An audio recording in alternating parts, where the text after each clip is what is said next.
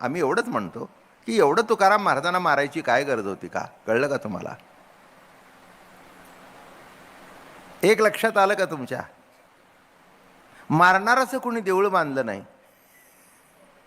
पण ज्यांनी मार खाल्ला तो कोट्यावधी घरामध्ये नव्हे प्रत्येकाच्या हृदयात तुकोबाराय जाऊन बसले. हाच अवताराचा कळस आहे, हाच अवताराचा कळस आहे. काय आश्चर्य आहे. मी तुम्हाला किती वेळा तरी सांगितलं, ते चरित्र वाचताना मला तो ओलीच असं असं होतं. एवढं मारलं. मी म्हटलं मंबाजी तुझ्यावर कृपा आहे देवाची, या तुकोबारायच्या जागी दुर्वास पाहिजे होता. दुर्वास जर तुकाराम अशी जर काठी केली असती तर किती वेळा तुला जाळला असता जिवंत करून आणि पुन्हा जाळला असता हे कळत नाही. तुकाराम महाराज होतोय, जरा मागे वळून पहा की अजून जिवंत का. आणि मारून गप्पा बसले नाहीत, अंग सुजलं, काटे काढले, त्याच्या अंगात मोडले. पुढचा आहे का, पुन्हा त्याचे घरी बसले. तुम्ही रोजचे समोरचे श्रोते आहात, तुम्ही आल्याशिवाय मला बरं वाटत नाही. अंगावरून हात फिरवला, माझं अंग दुखतंय. आता जगद्गुरूंचा हात फिरल्यानंतर कुठची जखम शिल्लक राहणार आहे? तसं आमचं मन किती जरी बिघडलं असेल आणि किती जरी वेडवाकड होत असेल तर सद्गुरु वचन त्याच्यावर फिरल्यानंतर, पण हे माझं कर्तृत्व, माझं साधना म्हणू नका. ओलावले मन परतोनी पाही. जरा मागे बघून वळून बघ की ही कुणाची कृपा आहे, कोणाची कृपा आहे. कोण बाबा महाराज? कोण विचारतो बाबा महाराजाला? काय किंमत आहे बाबा महाराजांची? हां, अहो माझं सगळं शिक्षण इंग्रजीमधून झालं, मला मराठी येतच नव्हतं. अशोक आश्चर्य वाटेल. आणि 5 साहित्य संमेलने केलीत आणि गाजवली. आणि त्या टाळ्या नाही, टाळ्या देऊच नका. हे कोणाला टाळ्या देता? ती सत्ता केवढी मागे आहे. मलाच आश्चर्य वाटतं मागे वळून बघितल्यानंतर. काय हे, काय ज्ञानेश्वरी झाली, काय गाथा झाला, काय कुणी करून घेतलं? आम्ही आणि माई आमच्या दुधऱ्याच्या मंदिरात जातो. काही नव्हतं आमच्याजवळ, पण संकल्प मनामध्ये आला जेव्हा मी फॉरेन टूर केली आणि रोमला गेलो, व्हॅटिकन सिटीमध्ये, आणि ते चर्च बघितलं, सेंट पीटर्स बॅसिलिका. काय चर्च! हो, माझे डोळे दिपून गेले आणि मान खाली गेली. माझं मन काय म्हणालं माहिती आहे का? लाज वाटते का? दुसऱ्या धर्माचं देऊळ बघून आश्चर्य करतोस, आपलं काय एक बांधत नाहीस. आणि आम्ही माई जेव्हा जातो तेव्हा उभं राहतो, कुठे जागा होती, काय होतं, कशी इथे आपण आलो. 300 ट्रक माल राजस्थानमधून कसा आला, कसं घडलं. आणि देवळाचं बांधकाम झाल्यानंतर कोणाचं एक देणंही शिल्लक राहिलं नाही आणि तसा कोणापुढे हात पण पसरला नाही. हे काय आहे लीला, काय लीला. आमचे डोळे भरून येतात.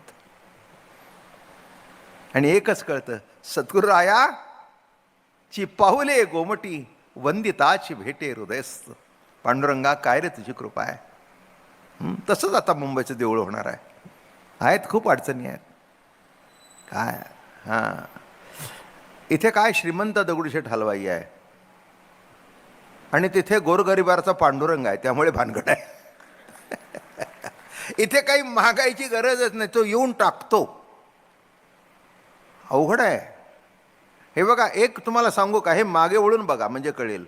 एकच, हे बघा, गणपती आणि पांडुरंग हे 2 तत्व नाहीत, पण एकच तत्व एका ठिकाणी कसं आहे आणि दुसऱ्या ठिकाणी कसं आहे.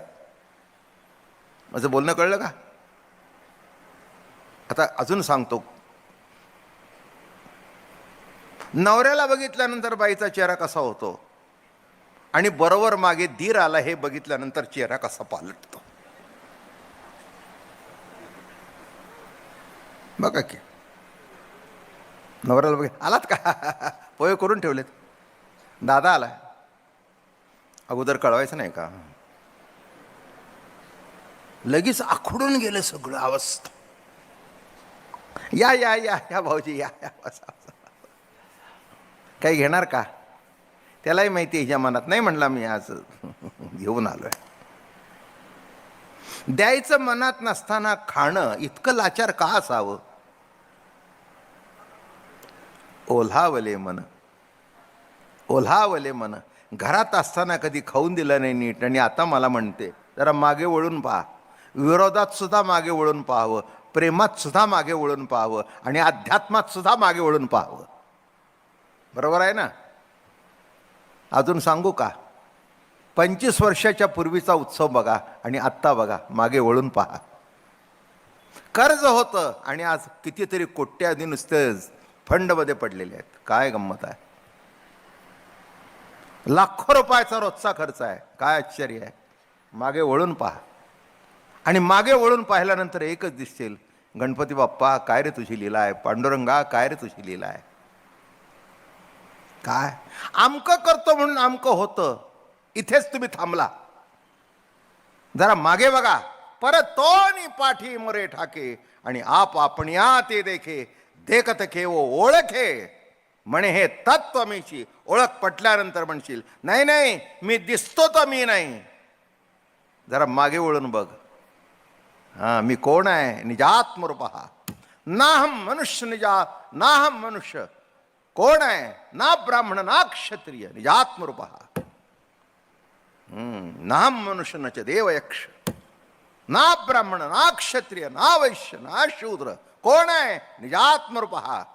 मागे वळून पाहिला. हे बघा, मागे वळून पाहणं म्हणजे मुळापर्यंत जाणं. मुळाशी कोण आहे?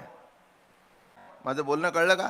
त्याचं बघा, संप्रदायाचं वर्णन करताना असं लिहिलंय, इवलेसे रोप लावियेले द्वारी. इवलेसे रोप लावियेले द्वारी, त्याचा वेलू गेला गगनावरी. इवलेसे एक लक्षात आलं का? ज्ञानोबाराय बीज लावणं म्हण. इवलेसे रोप. बरं का, भात लागणी ज्यांना माहिती आहे ना त्यांना कळेल की काय आहे. पहिल्यांदा भात टाकतात आणि लावतात, बरोबर आहे ना? आणि आता पुढे एवढं आल्यानंतर काय करतात? त्याचं रोप लावतात. असे 4-4, 5-5 घेऊन एका ठिकाणी टोकतात. तसं ज्ञानवाराय म्हणत नाहीत मी बीज लावलं. बीज निवृत्तीनाथाने लावलं, त्याचं रोप फक्त मी लावलं. बीज म्हटलं असते तर कुठेतरी अहम कर्तृत्व नाम ज्ञातृत्व आलं असतं. ज्ञानोबारायच ते आहेत. मागे वळून दुसऱ्याला सा म्हणतायत, मग स्वतः का मागे वळून बघणार नाहीत? कोण आहे माझ्या मागे? जय जय ओ शुद्धे उदारे प्रसिद्धे अनवरत आनंदे वर्षितीये. अनवरत आनंद देणारा जय जय जय जय ओ शुद्धे. सद्गुरुनाथा, गुरुनाथा, तुझं स्वरूप शुद्ध आहे, शुद्ध आहे.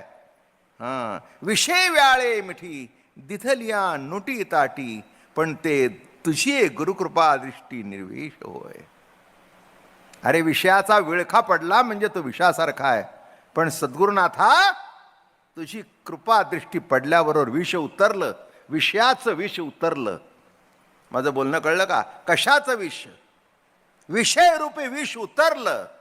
असाच भेटला विष उतरणारा मांत्रिक.